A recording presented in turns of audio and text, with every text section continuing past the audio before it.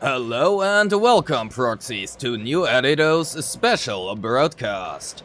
I am your host Riff, and today we are joined by the one and only lovable Ben Bigger.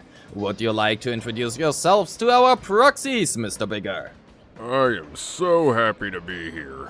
You know, it is really hard to make new friends when you're several times their size. I am used to it, but... Oh. Sorry, I got sidetracked. I'm Ben Bigger, the head of finance of Belobog Heavy Industries. Wait, you are the head of finance? I could swear those paws could shatter bones and... See, that's exactly why people are so easily scared of me. Luckily, those paws are busy tapping away on a calculator. Well, most of the time, that is. I can be fierce in combat as well. Well, that does not really help your case here. But anyway, would you mind telling us a bit more about your playstyle? Sure thing. I'm a fire defense agent, and contrary to popular belief, I work best when utilized as a DPS. Well, I believe that defense is the best offense. Whether I'm dealing with enemies or accounts, it's important to achieve the best results at the lowest, cost. Excuse me, please, my phone is ringing. Hey, Mr. Bigger! Are you free today? Dial in, not right now. I'll call you back later, okay? I am so sorry, Mr. Rivenous. I apologize for the interruption. Absolutely, no worries about that. Sometimes work calls in at the most unexpected moments. If you want to call her back, we can have a look at your kit in the meantime instead. Thank you. Ben is a fire DPS, and whether or not you want to believe it or not, despite his role being defense, defense is not what you want to build on him, despite his core passive suggesting otherwise.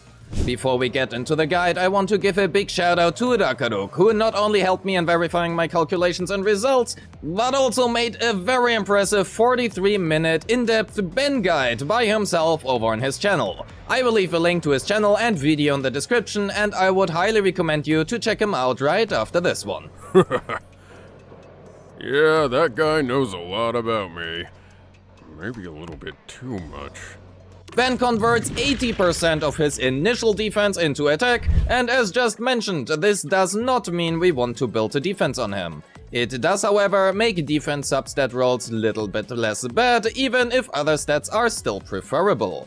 Furthermore, when using his EX special, all allies will gain a shield equal to 30% of his defense plus 550.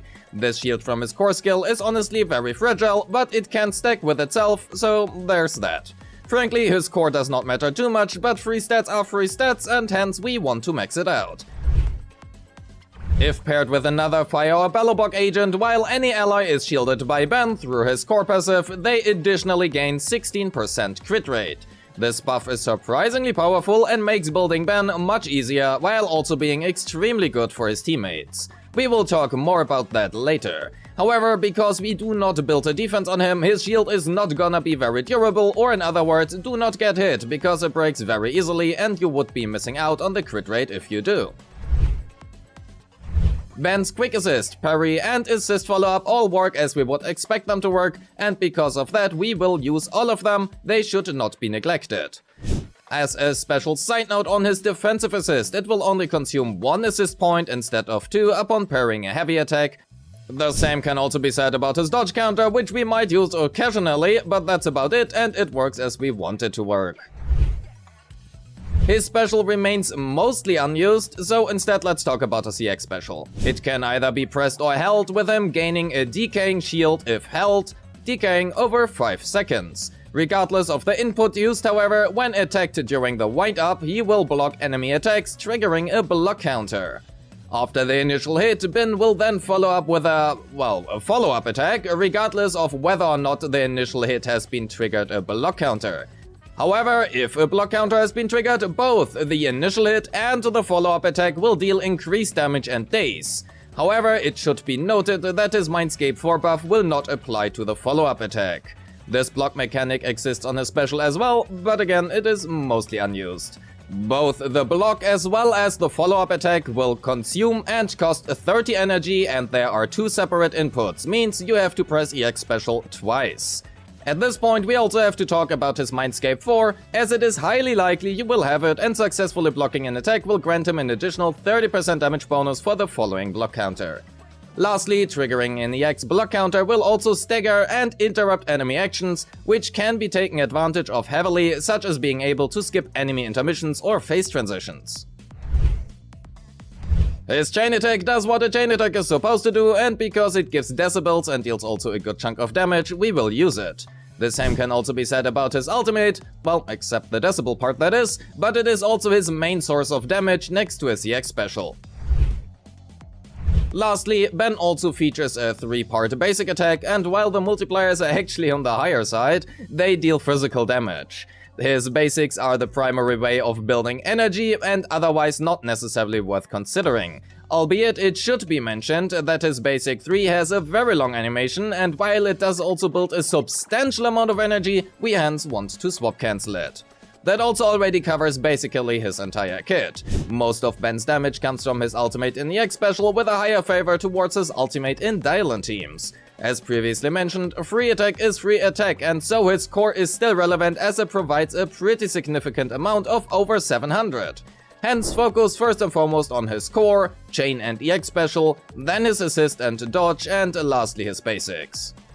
Sorry about that, but it looks like you've been able to pass the time just fine. It appears that I can indeed come across as very fierce. Well, at least during combat, that is. Don't worry, as long as you only keep ripping apart enemies rather than invoices, or as I do. Hey! I might look scary due to my size, but I promise, I really just like helping people. I am sorry. It's okay. As I said, I'm used to it. That joke has been inappropriate, I apologize. How about we talk a bit about your combos for a bit?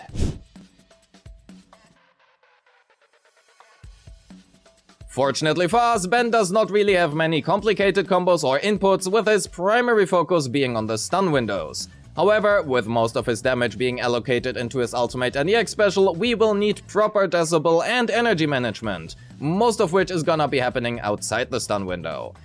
As for his stun combos, there are quite a few of them, and they will change depending on the team you run. However, there are a few takeaways that are basically always true, so let's cover them first.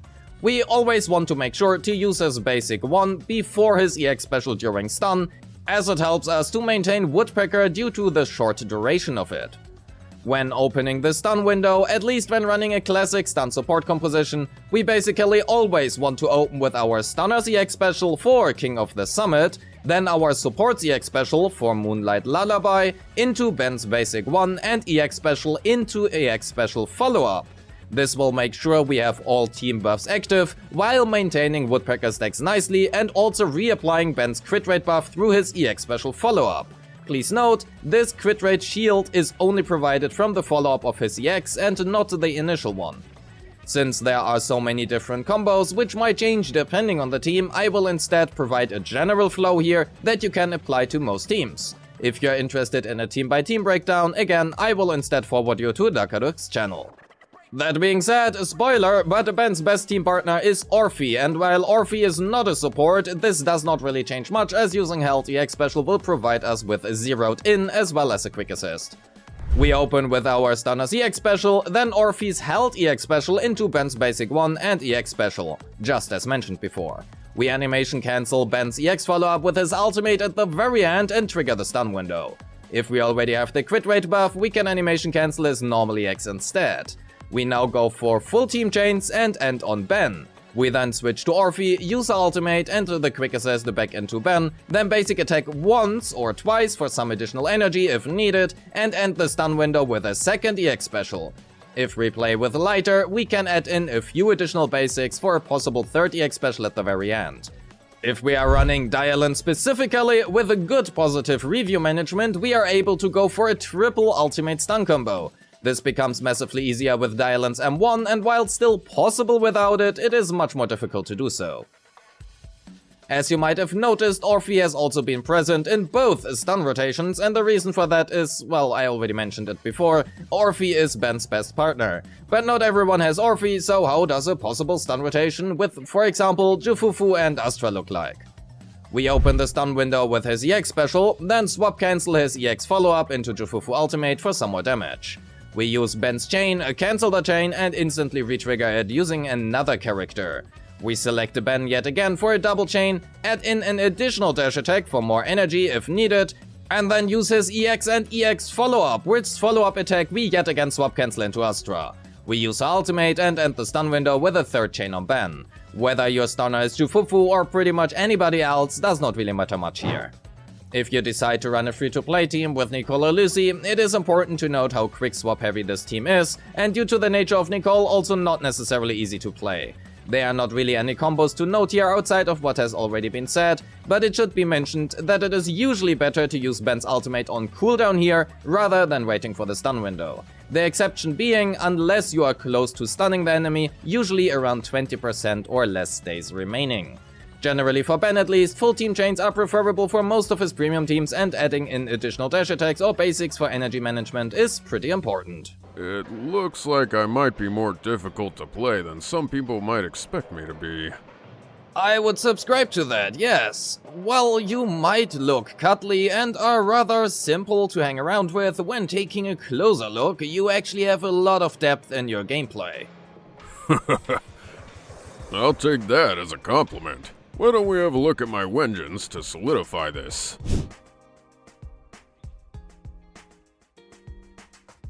Ben's best choice of weapon is arguably an R5 Tremor. However, because it is rather difficult to stack a good chunk of crit rate on him, crit rate stat sticks are often a preferred choice. Miyabi's Hailstorm wins out due to the increased base attack, but most weapons will be similar in performance. If you have a great amount of crit rate substats, Ye Zhongguang's signature can actually be just slightly better. But it is also harder to build around, just like Tremor is, and Tremor still wins out by just a bit. Hence, choose whatever is higher in the list, with a focus in crit rate stat sticks if you are lacking, well, crit rate.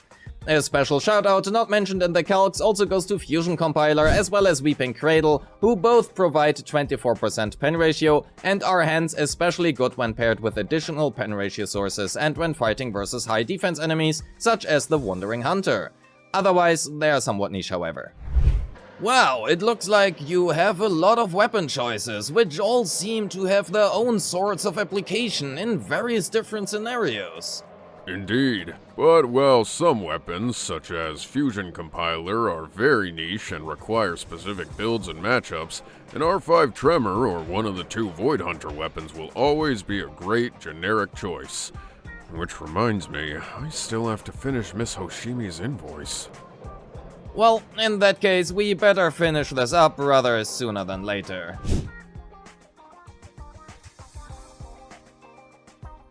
Ben's best general disk drive set is a 4-piece Woodpecker, with a 4-piece Puffer Electro being another great choice if played with Dialin. I heard my name? Dialin? Not now. Please have some patience. Ooh, okay. If you are into Critney's propaganda, a 4-piece Inferno Metal can beat out both of them, but unless you play Critney's, I would not recommend it, and hence it is also missing from the list. As for the 2-piece, you have a lot of choices, choose whatever has higher substats.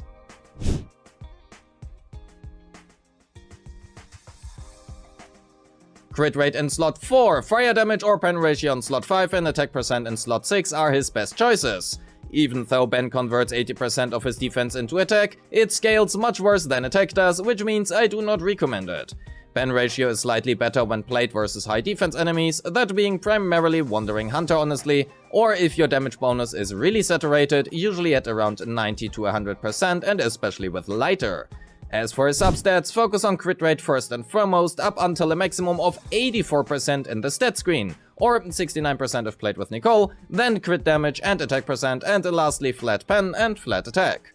A special shout out goes to Yuzua or Lucy as well, who can both maintain game ball reasonably well versus fire weak bosses, allowing you to drop as low as 64% crit rate in the stat screen. Ben's Mindscape are honestly not really worth talking about. None of them really matter a lot, but Ben will take all the help he can get. After all, it simply means more damage. With his M3, 4 and 5 being specifically noteworthy here, you will acquire them over time regardless. I wish money could buy me better Mindscapes. Those numbers are honestly quite sad to look at. Maybe I'll ask the president for a raise. On the other hand, you are already strong enough at a baseline that our proxies don't need your Mindscapes to get sufficient results. That is a great way to look at it. Sometimes I'm just too concerned with numbers and all. You know, accountant. I feel you. In that case, why not leave the numbers behind and have a look at your teams for a bit?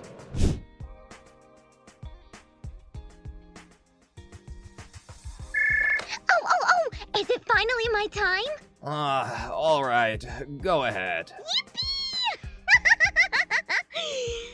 Ben's best team right now is with me and our good old reliable partner, Orphe, from the OBL squad. If you don't have Orphe, Lucy will do just as well. Albeit she cannot match the undeniable strength that Orphe and Magnus provide. We are just too good of a team. That is very true. Honestly, Orphe does a lot of heavy lifting in Ben's team, so... What do you mean Orphe does the heavy lifting? So if you don't have Orphe, but you want to play Ben, at least if you care about his performance, you probably want to get her. Hey, stop cutting me off!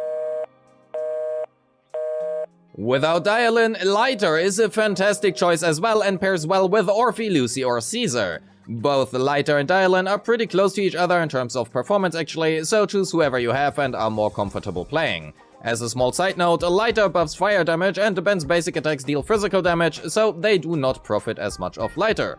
Lighter will also pair well with Critneys, and if you play this team, a 4-piece Inferno Metal is another good choice for Ben. All of Jufufu, Dialin or Trigger with Astra, Orphe or Nicole can do just as fine as well, and while these teams are slightly weaker than Ben's best choices, they can clear just fine. Call it up Pulcra or Lucy paired with Nicole make up for a free-to-play friendly team, but you will notice a notable difference in score, and especially Nicole-Lucy teams are pretty quick swap heavy and not easy to play. Lastly, Ben, Fufu and Yuzua will also work, with Yuzua carrying Unfettered Game Ball and allowing for an easier time to maintain a 4-piece Inferno Metal. And I thought this was my guide. But at least it looks like I have a wide variety of teams to choose from.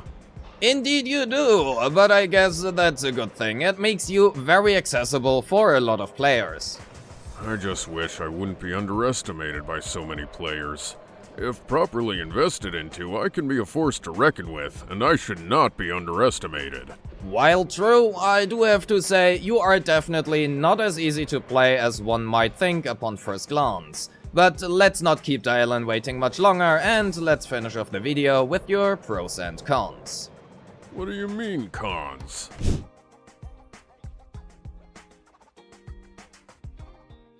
Pros, because Ben does not have cons. As an A rank, Ben is easy to obtain at M0 and he is not highly reliable on his Mindscapes, making him very accessible.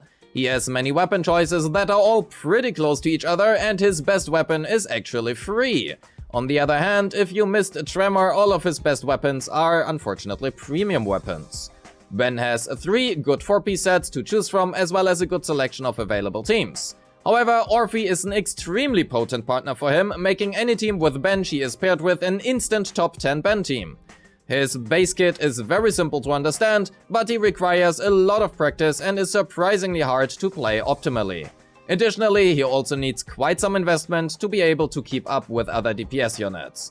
Lastly, his Mindscapes do not really do much for him, and whether that is a positive or negative, I will leave up to you to decide. Well, that has been a lot to take in. Indeed, but this also would not have been possible without the help of RAKARUK. Very much, yes. Proxies, please make sure to check out RAKARUK and his 43-minute in-depth guide on me over on his channel. There's nobody else who knows as much about me as he does. Thinking about it, not sure if I should feel honored or scared. Anyway, if you are interested in watching the one and only Ben, why not join me over on my Twitch, or check out my YouTube channel or Twitter. Wait, no, it's, X nowadays? As Ben's most reliable partner, check out my YouTube channel and Twitch as well. Wasn't that Orf? No, if you don't shut... Well then, Mr. Schrader, it has been an honor to have you here and voice Ben for this guide. And of course, as always, Hop here, thank you as well for voicing Dialon. It has been a pleasure to work with both of you. Make sure to check out Ikyhayashi as well for his awesome 2 and 3D animations, and with that, we are at the end of the video. Dear proxies, thank you so much for watching. As per usual, a huge thanks to my YouTube and Patreon members who make this kind of content possible. If you wish to support me, you will find a link to my Patreon in the description, or simply click the join button right below this video. And as always, I appreciate all of you and wish you a great day. Peace.